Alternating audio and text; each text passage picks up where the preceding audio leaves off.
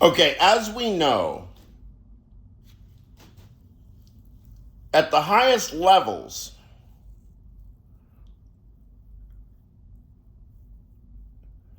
the federal government of the United States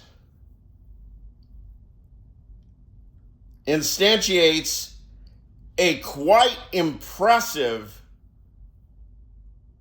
dialectical malfeasance and malfunction and illiteracy. Dialectical illiteracy, correct? Okay.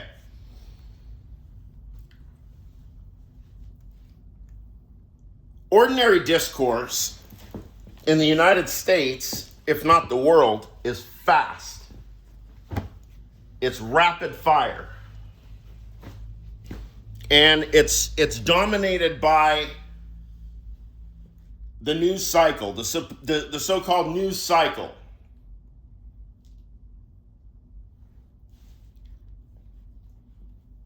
So you have journalists that are more content to move through the whole list of questions rather than waste the whole appearance insisting that we address one question, whatever that question may be. Now,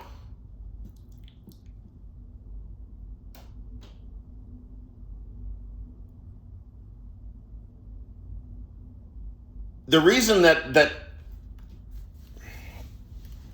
I'm vehemently, trying to rustle up us some American philosophers to represent is that while there is a subject matter of philosophy that we're all familiar with, and that's, mostly when we think about the quid, the suchness, the thing itself, the thing, whatever the object is. But there's also philosophical activity, philosophical capacity. This is what I'm interested in. I don't care what your logic is, your metaphysics, your semantics, your syntax. I don't care what your theory is. What I care about is that I know how you argue.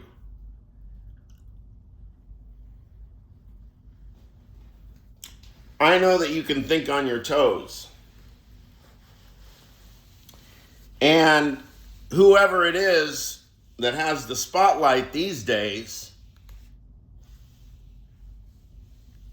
has never even really experienced thinking. Forget about being, so it's a kind of, they have the being on your toes part, which is kind of, it's pretty interesting in itself. That you could be rhetorically on your toes, right? But you have jack shit to say, right? I mean, it's pure sophistry. Or is it pure sophistry? I think it's worse. So I guess what it takes is courage. Because if I am to visualize a room with professors grilling new PhDs with questions about ersatz possibilia and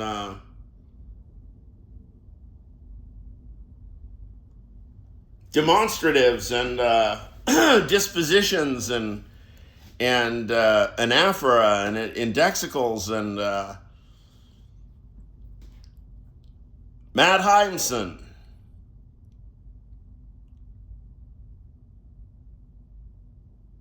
Rapid fire. Job interview. Can you take it? That's Devo 2. Akron. Represent. Can you take it? Jesse Prince, I'll say it again. I can never forget that. Just the all-out aggression directed at what? Jerry Fodor's bunk theory.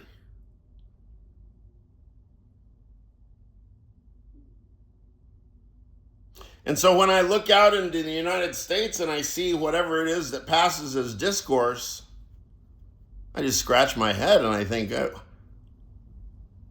we've gone illiterate. We've forgotten what dialectic is. Look, if you really force, take our friend Carolyn Levitt. You just take any word out of Carolyn Levitt's mouth and tie it in knots.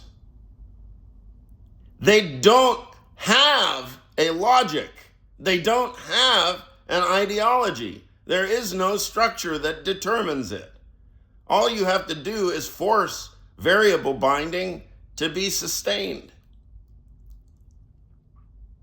They play at binding variables. They bind a variable, long enough for the sentence to hold, sometimes not even long enough for the sentence to hold, because you've got contradictions, intrasentential contradictions.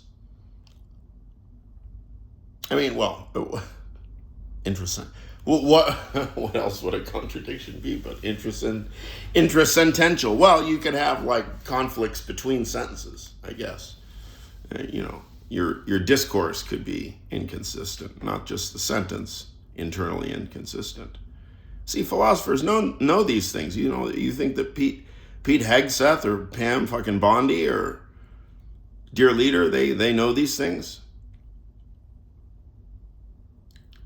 That if you launch into a use mention, parentheses, hold on, Carolyn Levitt, hold on. Do you mean it to be a use mention? How are you using the sense?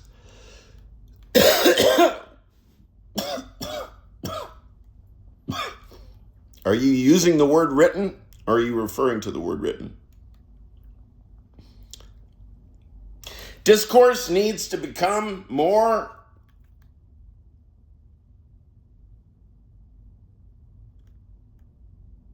higher resolution, higher fidelity. The sampling rate has to go up. I mean, if human culture has been running on 44.1 sampling rate, I mean,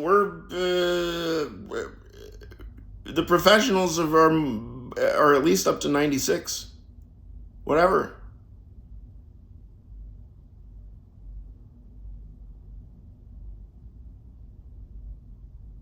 It's not the content; it's the fact that, look, if you work at MIT, if you're doing logic at MIT, it doesn't matter what the hell's coming out of my mouth.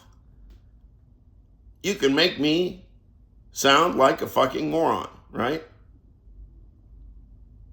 Just take any word out of my mouth and start asking me questions about what model I am presupposing, what my ontology looks like.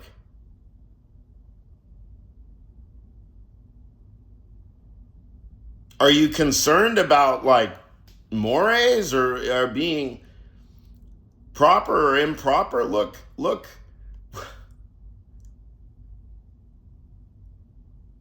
Do you think that there's any respect for discourse at the very top? No. We have respect for discourse. We're representing discourse.